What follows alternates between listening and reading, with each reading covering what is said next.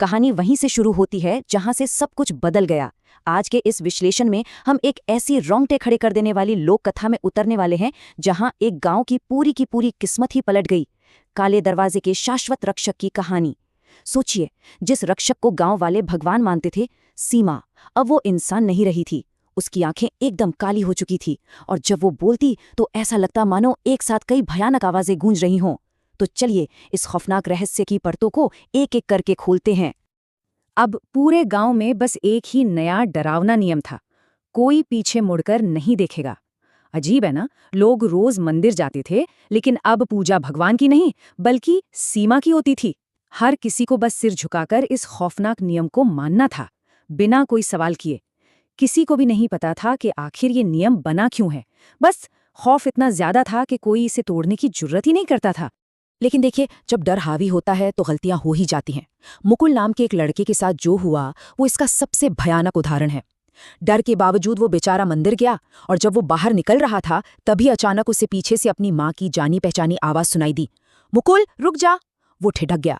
उसने सोचा बस एक बार पीछे देख लूं, क्या हर्ज है। और जैसे ही उसने मुड़कर देखा, वहां उसकी माँ नहीं थी, वहां सीमा खड़ी थी। और उसके ठीक पीछे उन लड़कों की परछाइयां थी जो पहले ही गायब हो चुके थे, राहुल, अर्जुन और नील।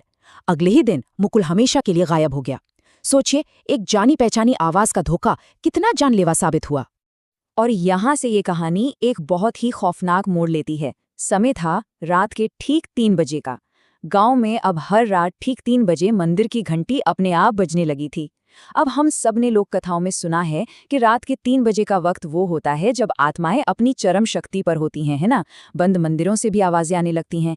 ये कोई आम खतरा नहीं था, बल्कि एक ऐसा अनदेखा खौफ था जिसने पूरे गांव को जकड़ लिया था। अब इस रहस्य को सुलझाने के लिए गांव के एक बुजुर्ग ने भारी हिम्मत जुटाई। वो रात के 3 बजे मंदिर के पास छिपकर बैठ गया और ठीक 3 बजे मंदिर का दरवाजा अपने आप खुला। जो नजारा अंदर था वो किसी के भी होश उड़ा दे। अंदर सीमा अकेली नहीं थी, जमीन फाड़कर दर्जनों परछाइयां बाहर निकल रही थीं और उन सब के बीचों बीच एक विशाल रहस्यमयी काला दरवाजा खड़ा था।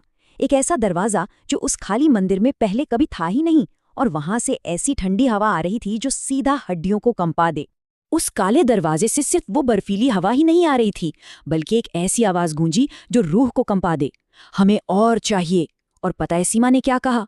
उसने बहुत ही धीमी आवाज में जवाब दिया, मैं लाऊंगी।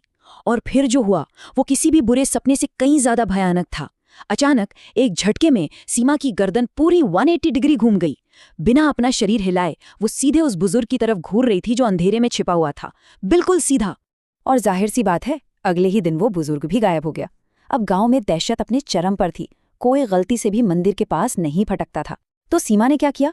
उसने खुद शिकार करने के लिए लोगों के घरों तक आना शुरू कर दिया।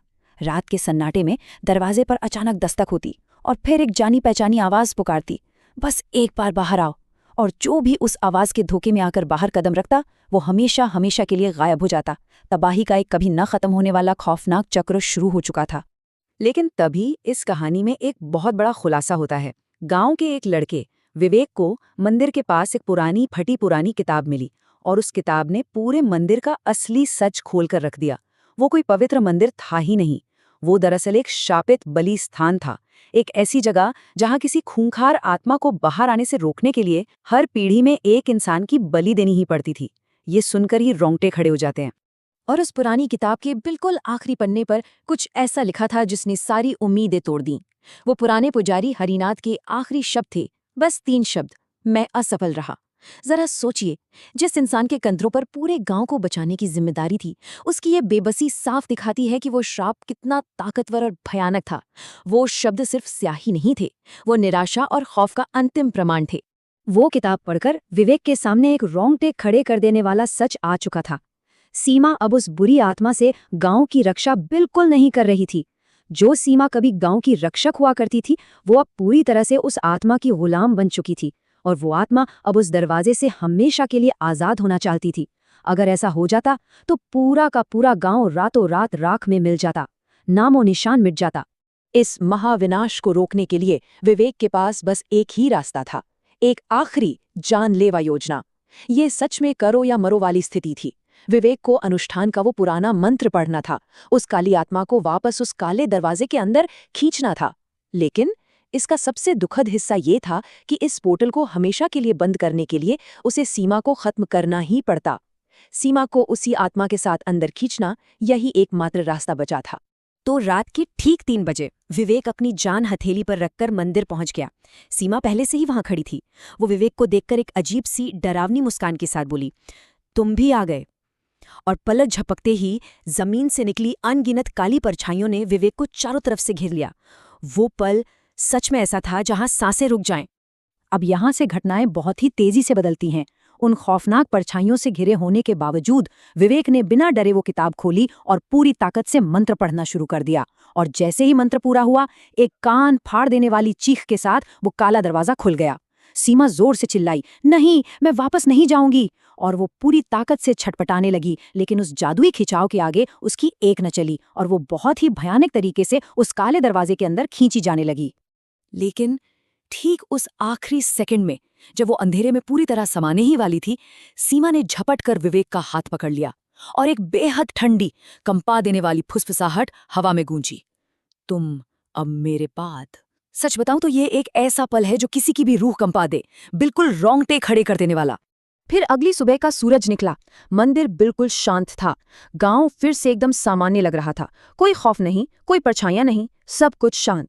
लेकिन जब गांव वालों ने हिम्मत करके मंदिर के अंदर झांका तो अंदर विवेक बैठा था, बिल्कुल उसी जगह और बिल्कुल उसी शांत मुद्रा में जैसे पहले सीमा बैठा करती थी। ये कोई जीत नहीं थी, ये तो एक बहुत ही खौफनाक नई सच्चाई की शुरुआत थी। तो इस पूरी कहानी से सबसे अहम बात क्या निकल कर आती है? यही कि कुछ श्राप कभी खत्म नहीं होते।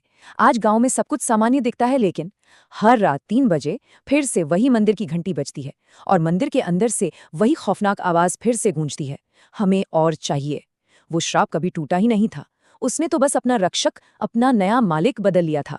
और ये बात हमें इस विश्लेषण के अंत में एक बहुत ही परेशान कर देने वाले सवाल पर लाकर खड़ा कर देती है। अब वो मंदिर किसका इंतजार कर रहा है?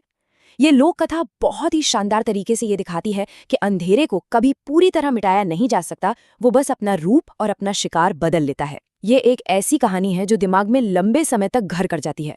तो इसी खौफनाक विचार और सवाल के साथ आज का ये विश्लेषण हम यहीं समाप्त करते हैं।